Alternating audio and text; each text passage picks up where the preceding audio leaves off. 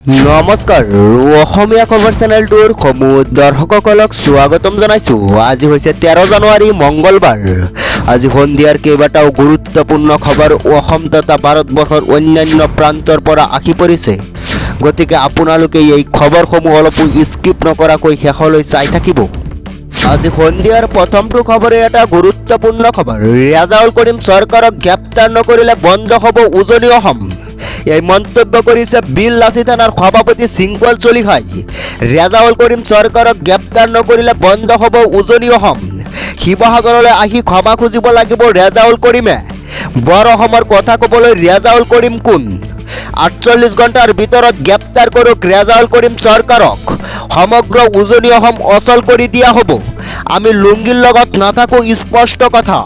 মন্তব্য বিললাচি থানাৰ নেতা চিংকল চলিহাৰ। ৰেজাউল কৰিম চৰকাৰক গ্ৰেপ্তাৰ নকৰিলে বন্ধ হ'ব উজনি অসম।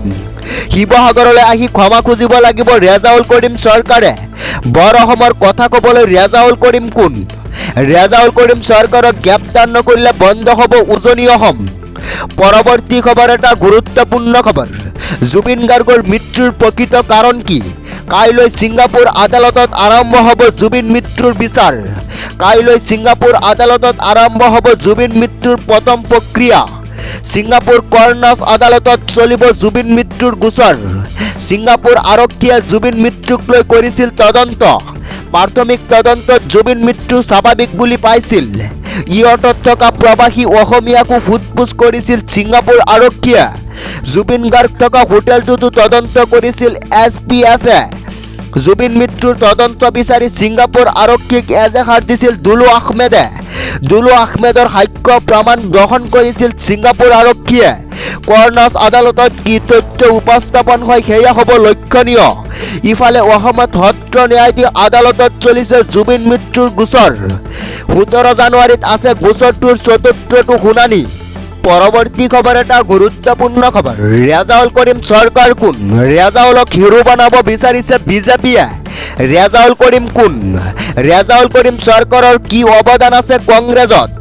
ৰেজাউল কৰিমক কেতিয়াও কংগ্ৰেছৰ হিৰো হ'ব নোৱাৰে। ৰেজাউল কৰিমক হিৰো বনাব বিচাৰিছে বিজেপিয়ে। ৰেজাউল কৰিম মুখ্যমন্ত্ৰীৰহে ঘনিষ্ঠ মানুহ। ৰেজাউল কৰিমক মুখ্যমন্ত্ৰীয়ে কংগ্ৰেছলৈ পঠোৱাৰ সন্দেহ কৰিছে বিৰোধী দলপতি দেৱব্ৰত শইকীয়াই। ৰেজাউলক ইমান গুৰুত্ব দিবলগীয়া একোৱে নাই। মই এই বিষয়ে মোক নুসুধিব। মহম্মদ তৈয়বুল্লাৰ নীতিৰে কংগ্ৰেছ চলিব পাৰে, কিন্তু মুছলিম লীগক সমৰ্থন কৰা ছাদুল্লাৰ নীতিৰে কংগ্ৰেছ নচলে। ছাদুল্লাৰ নীতিৰে চলে বিজেপিৰ দল। ৰেজাউল কৰিমক লৈ বিস্ফোৰক মন্তব্য বিৰোধী দলপতি দেৱব্ৰত শইকীয়াৰ। পৰৱৰ্তী খবৰ এটা গুৰুত্বপূৰ্ণ খবৰ। শিৱসাগৰত থকা দুবৰি নগাঁও হোজাই নামনি অসমৰ মিয়াক খেদিবলৈ নিদিওঁ। চিতু বৰুৱাক মুকলি প্ৰত্যাহ্বান জনাইছে ইউনুছ তামুলীয়ে। অবৈধ বাংলাদেশী যদি আছে খেদি দিয়ক শিৱসাগৰৰ পৰা, কিন্তু মিয়া খেদাৰ নামত অত্যাচাৰ সহ্য কৰা নহ'ব। ভাৰতীয় মূলৰ ব্যক্তিক খেদিলে সহ্য কৰা নহ'ব। দুবৰি নগাঁও হোজাইৰ ব্যক্তিক খেদিব নোৱাৰিব। নামনি অসমৰ কোনো ব্যক্তিক টাৰ্গেট কৰিবলৈ দিয়া নহ'ব। অন্যথা আমিও হাত সাৱটি বহি নাথাকোঁ। বাংলাদেশী খেদক, কিন্তু নামনিৰ মানুহক খেদিলে সহ্য নকৰোঁ। মই সন্মুখত থাকি যুঁজিম। চিতু বৰুৱাৰ হুংকাৰৰ পিছতে প্ৰতিক্ৰিয়া ইউনুছ তামুলীৰ। চিতু বৰুৱাক মুকলি প্ৰত্যাহ্বান ইউনুছ তামুলীৰ। পৰৱৰ্তী খবৰ এটা গুৰুত্বপূৰ্ণ খবৰ। উৰুকাৰ দিনাই সীমান্তত উত্তেজনাই বিৰাজ কৰিছে। কাঁটাতাৰেৰে অসমলৈ অহাৰ চেষ্টা বাংলাদেশীৰ। পুনৰ কাঁটাতাৰেৰে অসমলৈ অহাৰ চেষ্টা বাংলাদেশীৰ। উৰুকাৰ দিনাই সীমান্তত চেপা উত্তেজনাই বিৰাজ কৰিছে। মানকাছাৰ বাংলাদেশ সীমান্তৰ জোৰাডাঙ্গাত আটক বাংলাদেশী। 183 নং বেটেলিয়ন BSF-এ আটক কৰিছে বাংলাদেশী নাগৰিকক। মহম্মদ মিষ্টাৰ বুলি চিনাক্তকৰণ বাংলাদেশীজনক। বাংলাদেশৰ কুৰিগ্ৰাম জিলাৰ ৰতনপুৰ গাঁৱৰ বাসিন্দা। কাঁটাতাৰেৰে গৰু সৰবৰাহৰ চেষ্টা 5 বাংলাদেশী লোকৰ। কুঁৱলীৰ সুযোগ লৈ এই মৰখাহ 5 বাংলাদেশীৰ। ইয়াৰে এজনক আটক কৰিছে BSF-এ। 4জন পলাতক অৱস্থাত আছে। আটকাধীন বাংলাদেশীজনক সোধপোছ অব্যাহত ৰাখিছে BSF জোৱানে। পুনৰ কাঁটাতাৰেৰে অসমলৈ অহাৰ চেষ্টা বাংলাদেশীৰ। পৰৱৰ্তী খবৰ এটা গুৰুত্বপূৰ্ণ খবৰ।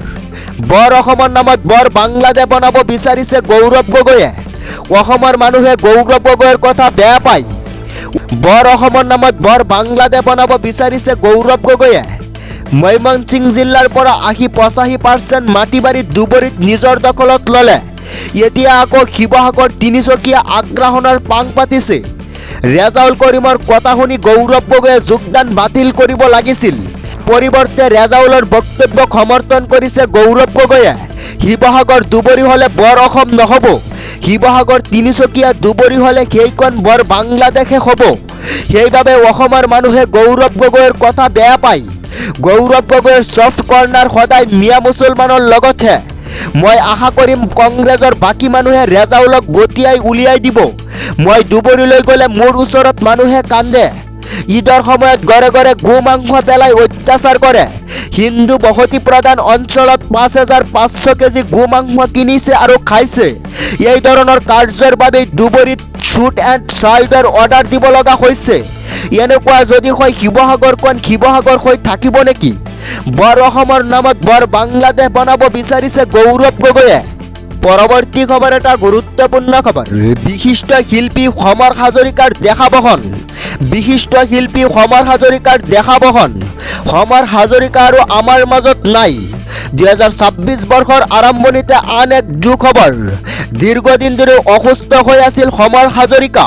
সমৰ হাজৰিকা প্ৰতীতযশা সংগীত শিল্পী ভূপেন হাজৰিকাৰ ভাতৃ। বিশিষ্ট শিল্পী সমৰ হাজৰিকাৰ দেহাৱসান। সমৰ হাজৰিকা আৰু আমাৰ মাজত নাই। পৰৱৰ্তী খবৰ এটা গুৰুত্বপূৰ্ণ খবৰ। ৪৮ ঘণ্টাৰ ভিতৰত ক্ষমা খোজক ৰেজাউল কৰিম চৰকাৰে। ক্ষমা নুখুজিলে স্তব্ধ হ'ব উজনি অসম। শৃংখল চলিহাৰ গৰ্জন। ৪৮ ঘণ্টাৰ ভিতৰত ক্ষমা খোজক ৰেজাউল কৰিম চৰকাৰে। শিৱসাগৰত গৈ ৰেজাউল কৰিমে ক্ষমা নুখুজিলে স্তব্ধ হ'ব উজনি অসম। শীঘ্ৰেই দলৰ পৰা বহিষ্কাৰ কৰক ৰেজাউল কৰিম চৰকাৰক। জাতীয় সত্তাৰ প্ৰতি ভাবুকি আনিছে ৰেজাউল কৰিম চৰকাৰে। আমাৰ কাৰণে ডাঙৰ চিন্তা হৈছে জাতি বাচি থাকিবনে নাই। মন্তব্য বীৰ লাচিতানৰ নেতা শৃংখল চলিহাৰ। ৪৮ ঘণ্টাৰ ভিতৰত ক্ষমা খোজক ৰেজাউল কৰিম চৰকাৰে। পৰৱৰ্তী খবৰ এটা গুৰুত্বপূৰ্ণ খবৰ। উৰুকাৰ দিনাই কৃষকলৈ আহি গ'ল ডাঙৰ খবৰ। ২২ নং কিস্তিৰ ধন পাবলৈ আজিয়ে কৰক এই তিনিটা কাম। নৱবৰ্ষৰ আৰম্ভণিতে কোটি কোটি কৃষকৰ বাবে আহি গ'ল ভাল খবৰ। শীঘ্ৰেই প্ৰতিগৰাকী কৃষকৰ একাউণ্টত সোমাব PM কিষাণৰ ২২ নং কিস্তিৰ ধন। প্ৰতিগৰাকী কৃষকৰ একাউণ্টত সোমাব ২,০০০ টকা।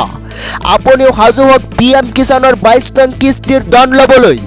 নতুন নিয়মেৰে এইবাৰ দেশৰ কৃষকৰ একাউণ্টত জমা হ'ব ধন। আজিয়ে কৰিলে KYC আপডেট। KYC আপডেট নকৰিলে লাভ নকৰিব PM কিষাণৰ ২২ নং কিস্তিৰ ধন।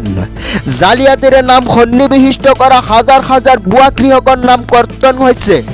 PM কিষাণৰ ২২ নং কিস্তিৰ ধন পাবলৈ সাজু হওক প্ৰকৃত কৃষকসকল। মুকলি কৰা হৈছে হেল্পলাইন নম্বৰ। হেল্পলাইন নম্বৰটো হৈছে 155261। পৰৱৰ্তী খবৰ এটা গুৰুত্বপূৰ্ণ খবৰ। ১২৫০ টকা নহয়, অৰুণোদয় হিতাধিকাৰীয়ে লাভ কৰিব ৮,০০০ টকা। অৰুণোদয় আঁচনি লাভ কৰা মহিলাৰ বাবে বৃহৎ উপহাৰ। ৰাজ্যৰ লাখ লাখ মহিলালৈ মুখ্যমন্ত্ৰীয়ে দিলে উপহাৰ। এইবাৰ কোনো মহিলাই লাভ নকৰে অৰুণোদয় আঁচনিৰ ১২৫০ টকা। প্ৰতিগৰাকী অৰুণোদয় হিতাধিকাৰীয়ে লাভ কৰিব ৮,০০০ টকা। ফেব্ৰুৱাৰী মাহৰ ২০ তাৰিখৰ পৰা লাভ কৰিব এই ধন। বহাগ বিহুৰ পূৰ্বেই লাখ লাখ মহিলাই লাভ কৰিব এই উপহাৰ। অৰুণোদয় আঁচনি লাভ কৰা মহিলাৰ বাবে বৃহৎ উপহাৰ।